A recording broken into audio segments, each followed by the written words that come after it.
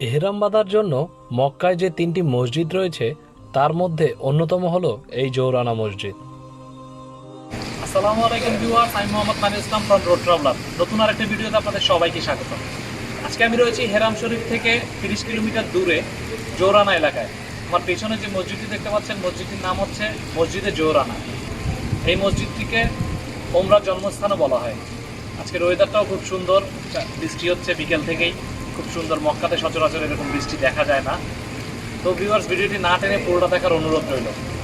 ভিডিওটি শুরু করার আগে আপনাদের কাছে একটি ছোট্ট অনুরোধ থাকবে, আপনারা যারা আমার চ্যানেলে নতুন, প্লিজ আমার চ্যানেলটি সাবস্ক্রাইব করুন এবং পাশে থাকা বেল আইকনটি প্রেস করুন, যাতে আমি পরবর্তীতে ভিডিও আপলোড করলে আপনাদের কাছে নোটিফিকেশন চলবে।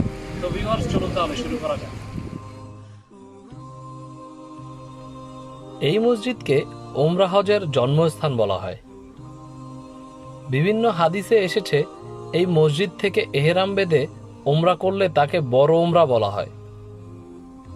আবার অন্য আরেকটা হাদিসে রয়েছে এই মসজিদ থেকে এহরাম বেঁধে ওমরা করলে 7টি ওমরার সওয়াব পাওয়া যায়। এই মসজিদটির ফজিলত বরকত এত বেশি হওয়ার কারণ হলো রাসূল পাক সাল্লাল্লাহু আলাইহি সাল্লাম এই মসজিদ থেকে ওমরার এহরাম বেঁধেছিলেন ও ওমরার নিয়ত করেছিলেন। মসজিদটির পাশেই রয়েছে মক্কা তায়েফ হাইওয়ে রোড। জৌরানা আসলে সেই কূপের নাম যেখানে হযরত মুহাম্মদ সাল্লাল্লাহু আলাইহি সাল্লাম তায়েফ থেকে ফেরার সময় ওমরা করার জন্য গোসল করেছিলেন এবং এহরাম পরিধান করেছিলেন। মসজিদের পাশে হারামের হুদুদের বাউন্ডারি শুরু হয়েছে।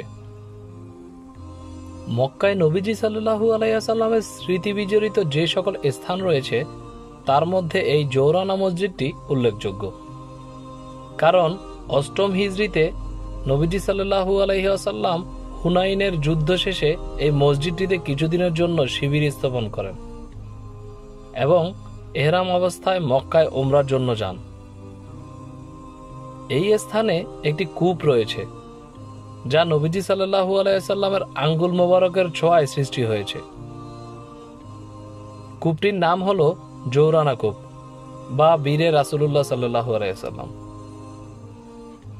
কূপটি নিয়ে আমার চ্যানেলে ভিডিও রয়েছে, এই ভিডিওটির শেষে আপনি তা দেখে নিতে পারেন। এই অঞ্চলটির নামকরণ করা হয়েছে কুরাইশদের একজন মহিলার নামে, যিনি বনু তামিম গোত্রের ছিলেন। তার নাম ছিল রিতা এবং তার উপাধি ছিল জিরিয়ানা। তিনি মানসিকভাবে অসুস্থ ছিলেন। তিনি সারাদিন কাপড় বুনতেন এবং তারপর টুকরো টুকরো করে কাটতেন।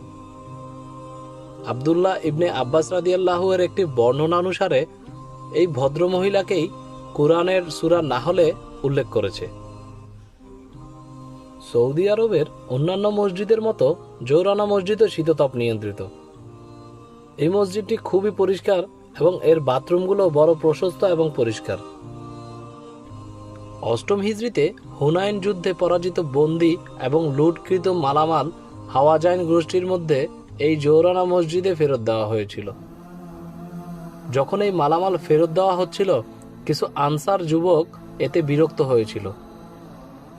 এই খবর নবী সাল্লাল্লাহু আলাইহি ওয়াসাল্লামের কাছে পৌঁছেছিল, যার ফলে আনসারদের সমবেত করেছিল এবং ঘোষণা করেছিলেন, হে আনসার সমাবেশ, এটা কি আপনাকে খুশি করে না যে অন্যরা ছাগল এবং ভেড়া তাদের সাথে বাড়িতে নিয়ে যেতে পারে?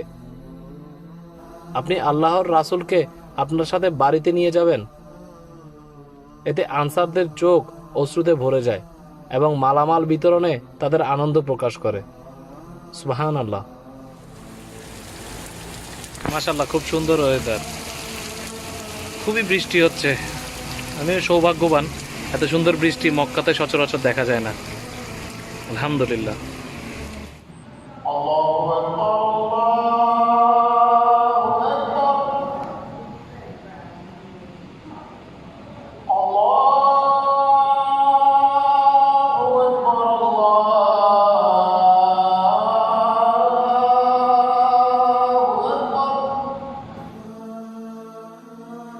এই জৌরানা মসজিদটি গুরুত্বপূর্ণ হওয়ার অন্যতম আরেকটি কারণ হলো এই মসজিদে সূরা বাকারার 196তম আয়াতটি নাজিল হয়েছিল, যেখানে বলা হয়েছে, হজ ও উমরা সম্পূর্ণ করুন আল্লাহর জন্য।